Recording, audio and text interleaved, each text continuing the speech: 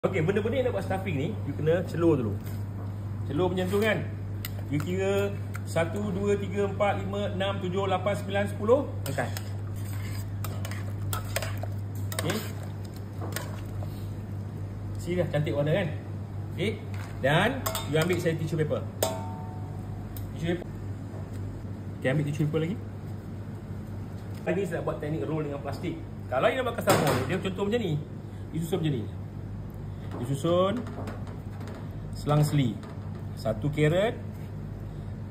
Satu carrot macam ni. Sambung sampai roll. That. Roll. That. Then pusing je. See? Saya nak buat bulat.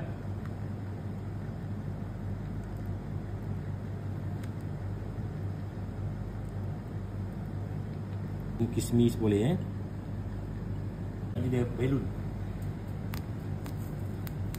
Kalau boleh nanti pakai pot yang besar sikit lah.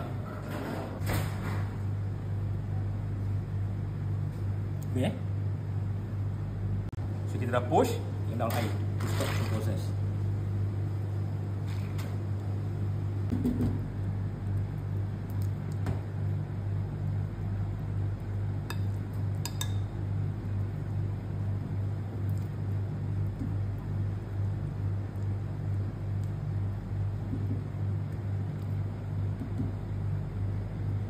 Cukup ni.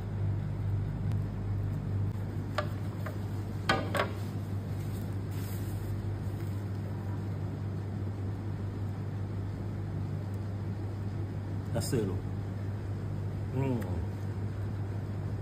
Sedap.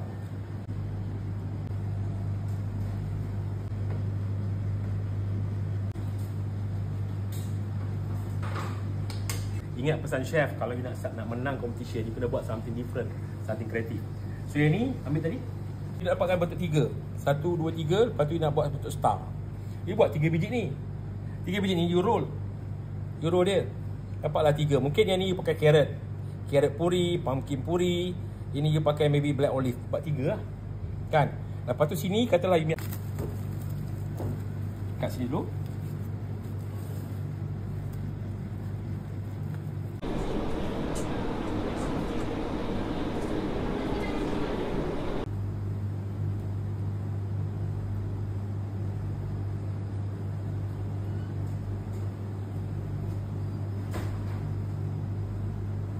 Okay.